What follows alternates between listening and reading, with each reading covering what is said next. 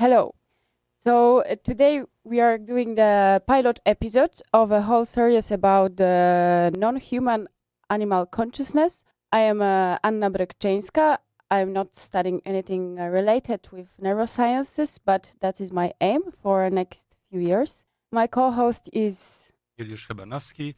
I currently study cognitive science, second year of studies.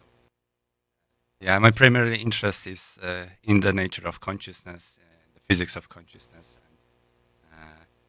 and what kind of place in the cosmos and in the nature does our experience and awareness has.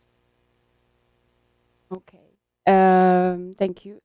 So the whole series is going to try to bring closer the subject of consciousness in non-human animals. So first we need to try to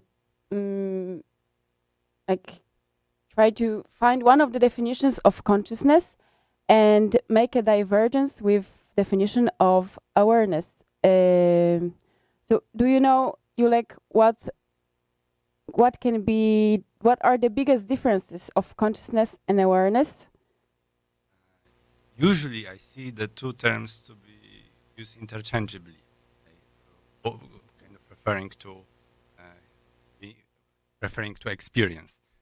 But even the word consciousness has like a lot of definitions, which often are conflicting, and awareness does seem to be a more narrowly used when I see it, but consciousness is a word that also has it can be differentiated, for example, from the first order and the secondary consciousness, and the secondary consciousness is like the type of awareness that refers to cognition, to higher order thinking, to self-referential thinking, like complex planning and that kind of stuff. And the first order consciousness would be something that is also sometimes referred to as the phenomenal consciousness, which is having experience of any kind, like being capable of experiencing pain, pleasure, and just having a subjective experience of any kind. I think this is a good distinction, because these two terms are often being confused when people just use the word consciousness. And is self-consciousness anywhere in these descriptions? I think that when we are talking about the first order consciousness, it does not have to require the self-consciousness. It is possible to have experiences which do not have like a reified sense of selfhood, and this would like include, for example, like certain meditative experiences or very intense experiences. Usually, do not have that kind of self-referential thinking. And so now we can jump to the terminology. And so why such a specific terminology is so important to describe different states. Also, if a state is a good term, because maybe it's experience. It's like it's a state or it's an experience, and how we can make the difference between them. There's often existing like distinction people make in cognitive sciences to differentiate between consciousness as a state or a process. Like the dominant view in cognitive science and neurosciences is that what we experience isn't really a state, but like we can refer to different states of consciousness, but they fundamentally are processes, which are like abstract entities that we can refer to that happen over time. But I would hold a minority position that consciousness is actually can be described more like a state, which means that information about our experience is something that can be extracted from a given moment in time rather than just how it changes over time. Even though that a lot of things in our experiences are constantly changing, and there is no really constants in which are stay the same. in the flow of experience.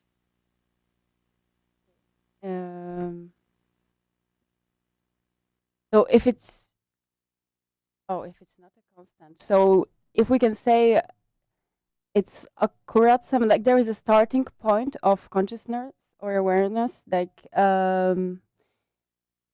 according to Giorgio Vallortigara, he's a Italian neuroscientist. He was doing research on chickens, and he was trying to find innate predispositions that they are having from birth, like from the first seconds of their life. So he was doing experiments where he found out that they have like a 3D imagination. So it's kind of awareness. So if we can put this experiment into this definition of awareness awareness is something kind of on a higher order. I do think that when we talk about animals, even like chickens, we can talk about awareness in the sense, but in the sense of experiencing things. And the higher order consciousness, the cognitive kind of elements of it, like planning, are not necessary for having intense experiences. And when we often are capable of having very intense experiences, which are not accompanied by like the cognitive elements or complex planning, which at least points to me that those elements that are often more unique to humans are not necessary to be capable of having the intense experiences. And there's also interesting evidence that do show us a lot of like similarities between the brains of humans and other animals, and we used to generally only look at behavior in the before even the birth of cognitive science. There was like this school of thought of behaviorism, where people would just look on of what's happening, what is the animal doing, with ignoring the internal states and processes that happen inside. And later, with the birth of cognitive science, people would start to refer to the internal processes, and interesting evidence also by the neuroscientist Jan Panksepp, who shows that actually animals, because of the similarities in emotional circuits between human beings and animals, we can like say with confidence that they are capable of feeling very similar emotions and feelings as we are. And I would imagine the same would apply to the spatial awareness and visual awareness. That's kind of interesting, because like in a common like daily use language, we often refer to the emotional side as the animalistic one, non-human one. So it's like the non-logical one is the one that is viewed as a like the one that belongs to the animal kingdom. So interesting if we can look for like search for a consciousness by just by looking for the emotions in animals. I think the best way would be to look for the basics of logic in a non-human animals. Do you know there were any researches conducted on that? So I don't know yet. I didn't look for them. This is the idea I found in my mind now, that it would be a good starting point. I think that even in human animals, like the logical thinking would represent like a tiny fraction of the information processing that our brains are doing, and most of it is like thinking about emotions can be thinking about the very primary kind of computational capabilities that evolution came up with to process information, and emotions would be like the kind of different modes for computing information for the brain. So I think that we can think of emotions as maybe not necessarily as logic-like, but definitely very computationally useful. What does it mean, computationally useful?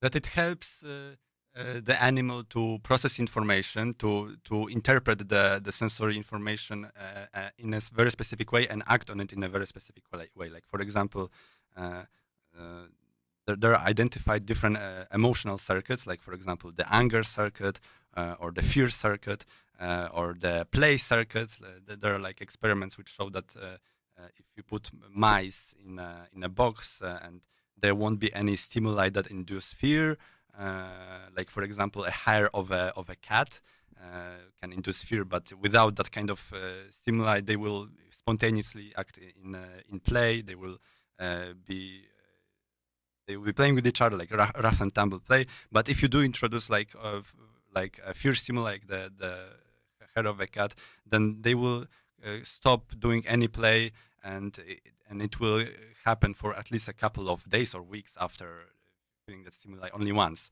So there's this interesting interaction between different circuits, which do determine how the animal will behave in the environment. Okay, so we will have a quick break now.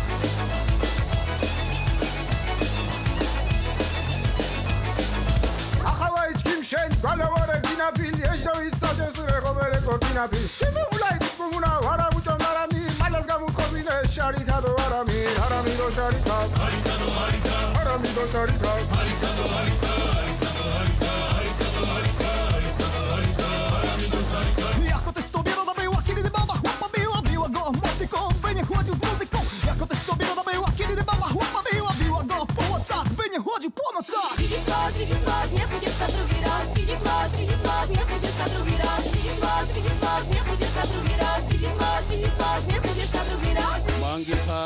Mangi khardi, mangi sentu, mangi dem na tilen. Wigi sumola fofu, danda gasumbe jun. Laaj na basan, tegone dile mane ñewal fili. Si janka bile mane ñewal fili. Ulmani benen yon, jege ma. Duma la baye, ya suma jabe fa. Janka bile mangi khar, suba bangon gisumala. O co tu chodzi, co tu jest grane? Odległe kraje, a języki połączone, a nie pomieszane. Nie łatane wądziel denoi, dema baganga fatele bulo. My gramy w dobrym trwamy, Senegal, Polska, Gruzja. Muzyka, która nie zna granic, to fakt, nie iluzja. Sumaj halak, niungilej sentu cibidewie. Jeden świat, jedna miłość, jedna droga, wspólny trakt, wolna, zgodna z serca muta. Jestem ci robię na tak. Nanga defio nakawakir, nuyul malen buba haba. 3 razy na tak, 3 razy na tak, jestem 3 razy na tak.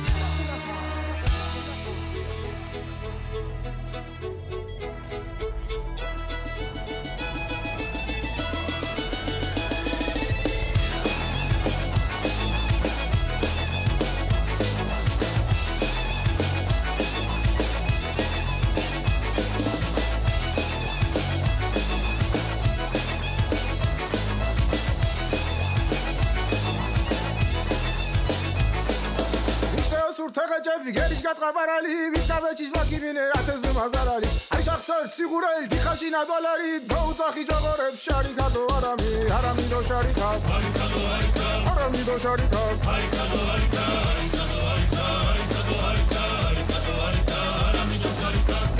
do sąsiada porada, porada Żeby chciała chłopa zbić, nie może mu poradzić Jak chce chłopa uspokoić, musi zwiedzieć co ma synić Przykryj go pierziną, ja go złościła miną Przykryj go pierziną, ja go złościła miną Przykryj go pierziną, ja go złościła miną Przykryj go pierziną, ja go złościła miną Przykryj go pierziną, ja go złościła miną Sisa! Ecabo Chào mừng ngày tốt lành Multilingual accent. Tudo de bom. Marhaba. Bienvenidos. Привет! Witamy Вітаю вас! IMI Radio. IMI Radio. IMI Radio. Zapraszamy Was na jedyną taką audycję w IMI Radio. IMI poetycznie. O poezji, poetach i wierszach. W każdy piątek o 19. Zaprasza Michał Jankowski. Zapraszam Michał Jankowski.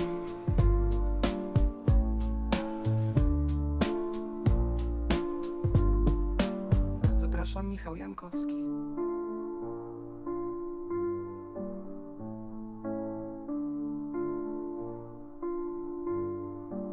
Zapraszam Michał Jankowski.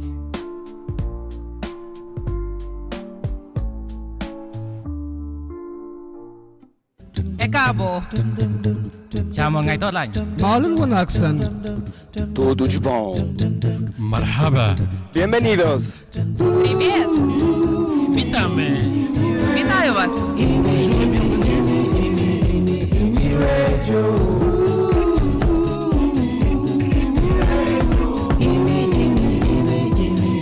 IMI Radio. IMI Radio. Okay. Hello and welcome you all who are still listening after the break. So we kind of stopped at the more ground level of researches. So I think we can focus now for a moment on researches and what are the limits on non-human researches and what actually indicates current view on human domination in cognitive abilities. So from what I know, I was thinking about doing some research on my cat, and that didn't appear well because his screen, he's not focusing on the screen too much, so I cannot do too much of a research on visual stimuli. As I read, there were some researches on cats on visual stimuli, but they were focusing only, I think, like 6% of time of whole research on looking on the screen. They also cannot see very clearly on a close distance.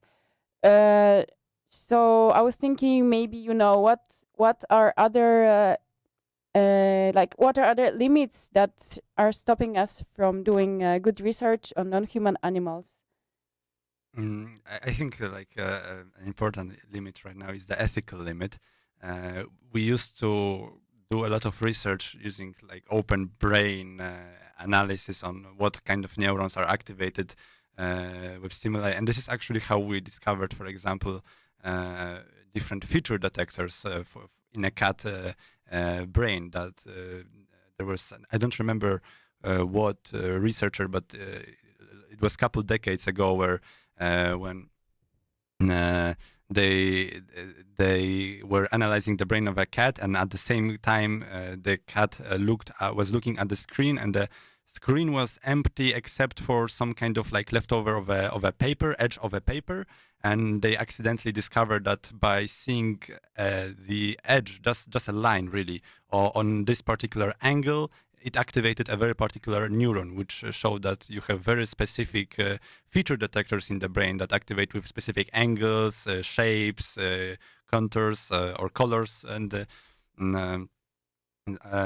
that's I don't think now. I'm not sure if now the ethical committees would allow for like that kind of open brain research, but there are plenty of non-invasive methods now to measure. But nevertheless, I would say that our ability to probe in detail what's happening in the brain, not directly, has still low resolution. I was thinking also if maybe we should then move the ethics on humans also. If like it's like kind of a future scenario question. If we will like discover hypothetically that our I don't know, domestic animals, insects are having consciousness, it's like if it would create chaos all around the world, like a big revolution of animal lovers, or like animal revolution. I think it's an interesting question because actually when I had my first neurophysiology classes, we had to do experiments on cockroaches, and we had to do really terrible things to them, like open them up when they were alive, and I didn't really feel comfortable with that. We had to probe the neurons inside of the cockroach, and well, they would tell us that in order to do that kind of research on insects, you do not need any approval from any ethical kind of committee. You can do it just freely. Whereas if you would want to do it on something like a small mouse, you need 2 years of experience prior to the experiment, and also the approval from some kind of organization. I'm not sure what kind, but I think that I do suspect that insects have at least probably some primitive form of consciousness. They probably do have the kind of motivational structure that is based on pain and pleasure that helps in guiding their behavior.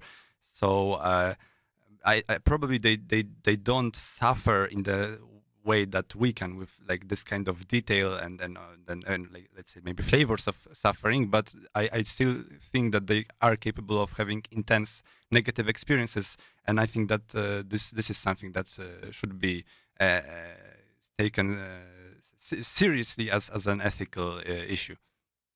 And also how far we can go with this ethical issue. If we can go to the micro level with pain, and it's like if it's like it's finished with some kind of neural system, or if we can go lower. That's kind of question I'm often questioning myself. If we can go lower to like bacterial level, to just microorganisms level, and then if we can think about the plants as alive and feeling at some point. I have like my own view on what consciousness would look like, and it's a really minority view, because the problem with answering to those kind of questions is that we do not have a consensus on what kind of theory of consciousness to use.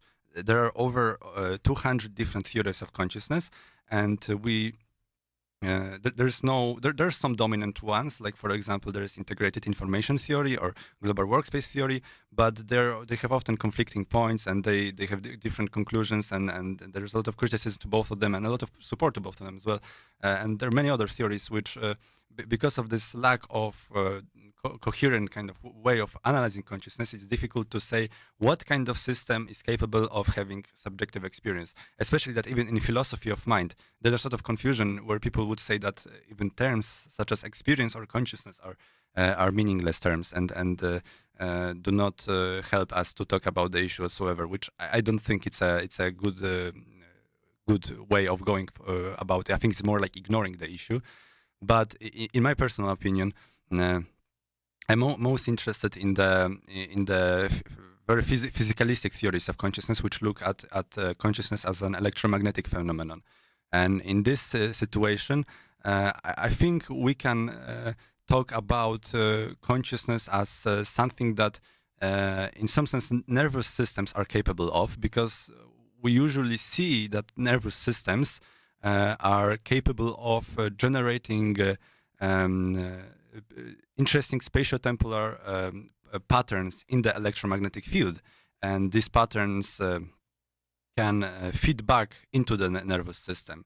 And I think that this mechanism of like the neurons generating fields in the electromagnetic field, and these fields having interaction back into the nervous system is probably necessary to be talking about like some kind of beings which have different richness of experience. So when we were talking about insects, they still have a nervous system which is capable of integrating a lot of information, sensory information, and making computations on those informations to produce behavior. I think we can talk about experience even there, but something like a bacteria doesn't have that kind of architecture. So in my like personal view, I would say that there are probably theories, good theories to help us draw that boundary. Okay. So I think like subjective experience is something that kind of drawing the consciousness term, and maybe we can go now to kind of we can go even more to the ground now, and what you think are going to be like, if you have some like top 3 guests or like top guests that you would like to have here and that are like inspiring you and touching the topics that are closest to you, or they're just charismatic personalities. Well, there is one who's definitely a charismatic personality and also Who? leading. Sorry? Andres Gomez Emilson. He's definitely a charismatic personality and also leading on the very interesting front of consciousness research, which is very rarely discussed in the traditional academic discussions about consciousness or in cognitive science.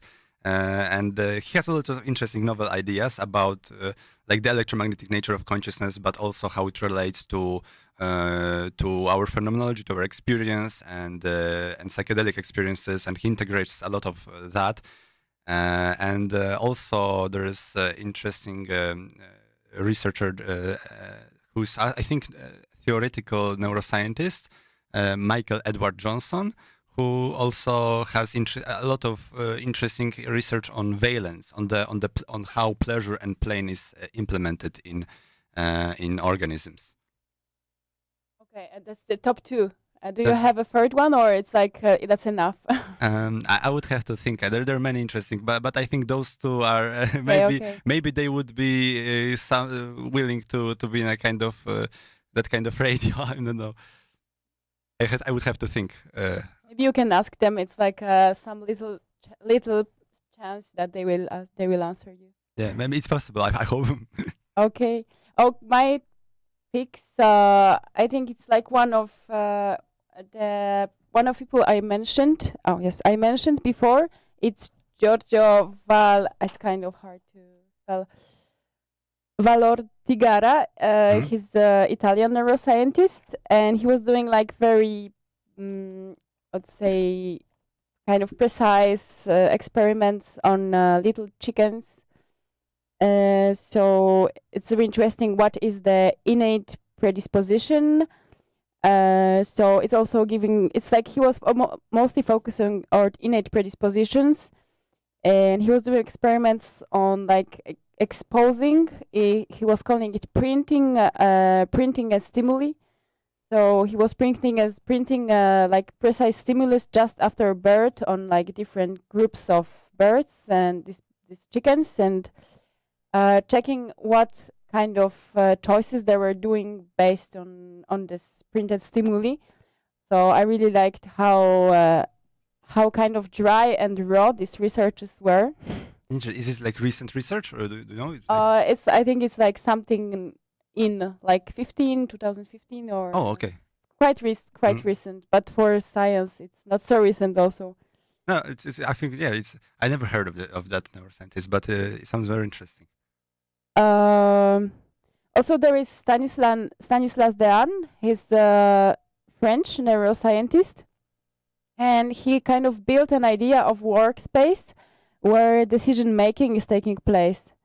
So he actually really showed I don't remember, but he really showed the path that like what areas in the brain are creating the workspace, what is the order of each like electro I would say of each outside of, I would not say electron, but what are the path of the neural path. The neural path, yes, exactly. Thank you. What is the neural path? And like he wrote 2 big books. One is about how we are learning, how we are learning, and the other is consciousness and the brain. And he's really looking for a detailed signals that could be the consciousness signs. Also, he saw like the wave called P300 or something that is appearing. Like when the decision process is taking place, it's appearing like before the decision like appears, like yes, when you make the decision in your mind. I think it's like appearing. Oh no, it wasn't the decision process. It was before you saw the stimuli.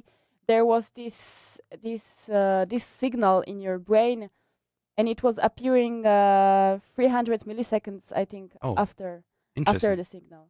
I wonder if it has something to do with the global workspace theory, which is also because you mentioned like the workspace of the brain, and so maybe it's a global theory. Okay, sorry. Maybe it's like it is like one of the 2 dominant theories of consciousness. I wonder if he like is related to that. Oh, maybe this is like maybe I just didn't know that it's a known theory. So I just read it in one work. So and it is global workspace theory. It's like also telling about the decision process. Like it tries to explain consciousness in terms of. I haven't looked in detail, but basically they talk about like. That they try to establish what kind of neural processing is conscious, because the one of the things that theory of consciousness should help us with establishing is like what parts of the brain participate in conscious processing, because we have like 86 billion neurons. Most of them are in the cerebellum, which is not conscious at all, and most of them even in the conscious part is not involved actively in conscious. Most of them in the cerebral part is not necessarily actively involved in what we experience. So there's really a small subset of neural activity which contributes to consciousness, and the global workspace theory would try to say that there is this global workspace in the brain, like this area where stimuli are broadcasted, and when they are broadcasted to this area, then they can communicate with many other areas of the brain, and the theory says that this act of broadcasting is what actually enters our consciousness. But I don't know about, I haven't read much about this theory or this neuroscientist. I think it would be interesting, to look into that. Okay. I think we can also, so we have only two more topics to go with. And one of it, I would say it's also, it's more like it's like for the future, because for sure for the future I would like to focus more in the future podcasts and future broadcast. Mm-hmm. I would like to focus more on like linguistic side of human communication that is making it closer or farther from a natural language. And maybe also this, I think this is the last, it's it's the last term that we can clarify. It's a natural language. So as far as I know, it's the language created by human with its structures and like some specific grammatics. But maybe it's not the best description. Do you know any description of natural language? Well, maybe not like the dictionary, but I do remember that on our classes they would refer to language as something that was actually cross species ability, that other species would be capable of having different kinds of communication and not necessarily verbal ones. So yeah, I think that's there's a lot to explore in that. Okay. So now we're going to have a last break with Polish-Georgian music project, and then we will really go onto the ground.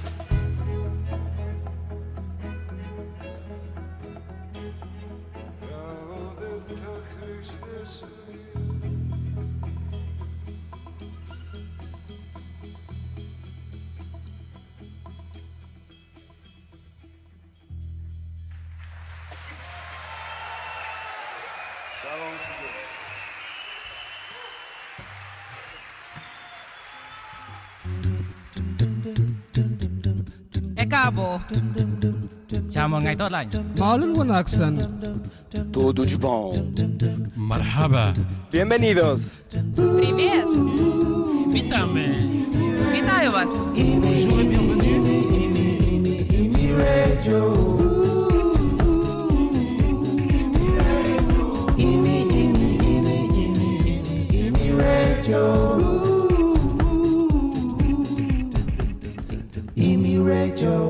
Okay, so we're back to the consciousness topics in the podcast, and yeah, we in the break we were thinking about different maybe research that we can do at home regarding to exploring consciousness. So do you have maybe some idea what you have a cat, and then that's a great actually research study for behavioral different kind of behavioral sciences. So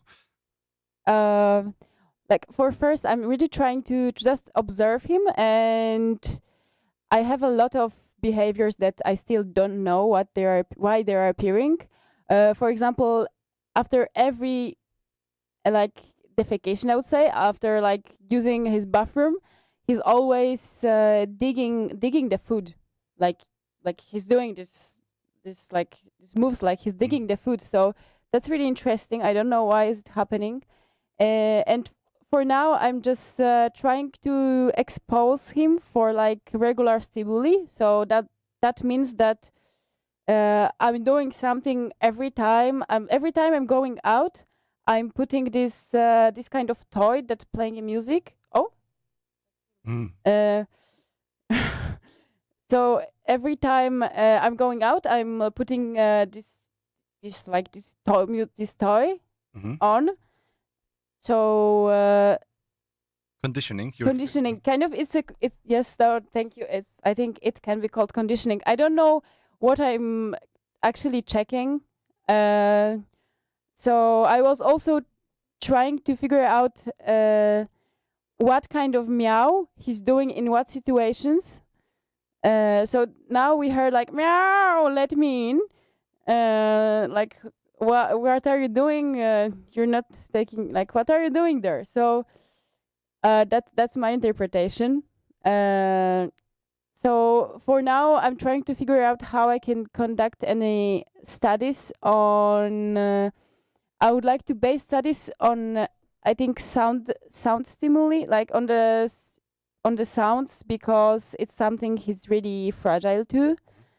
And I was checking also different languages, how he's reacting to Chinese. I was watching Chinese series, how he's reacting to Chinese series, how he's reacting to American one, to Japanese one, or Arabic one. So I think Chinese one was nice, actually.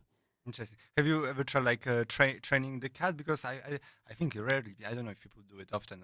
Cats seem like animals that are difficult to train, but have like that kind of stuff. Have you ever tried like training? No, I actually trying to survive with him, like he. Not to be trained by him too much. Actually, yes, yes, exactly. My flatmate is really training her cat. But I really don't want to interact with what he have inside. I'm like this mom that want to have like. So just observe. Really. Just observe, yes. I see. Okay. So I don't have a formula for homemade studies. It's like at some point I hope I will find out how to do it. For now, also I'm trying to expose him to exposing him to a different sounds. It's something I found out. It could be the most like effective one of me getting the knowledge about him. Have you tried maybe like sounds of different cats? How he would react to that kind of? Not yet. So yes. Maybe that would be interesting. How maybe he would think that there's like something interesting going on. Okay, yeah, I can do that actually. Not today because it was a stressful day, but yes, tomorrow. Yes. Okay, and maybe. Okay, so we have we need to finish soon. So I think the last topic it would be nice to talk about what can be a title of this broadcast. Because there is, as we spoke about the terminology, that it's very important to be specific. So what if we, yes, so you have a proposition or? Well, I was thinking like maybe something like exploring consciousness or like animal consciousness, depending on what will be more dominant topic, or like exploring animal consciousness. So yeah, I don't know. I will have to. I have some ideas. Okay, so I don't have any particular idea yet, because if exploring is also a good term, like if it goes about precise terms, I really want to be precise. So even consciousness is not a like precise term. Sure. So for sure, like for me, it's only important to non-human animal part appeared there. So I don't know if we have a consensus for the title. I hope I'm like counting on the comments. Yes, yeah. Okay, so we'll see how. We'll see. So I think that's everything, and if the comments will be helpful with the title, that would be really nice. Thank you for listening today. I'm Anna Brykczyńska And Juliusz Hebanowski. Thank you.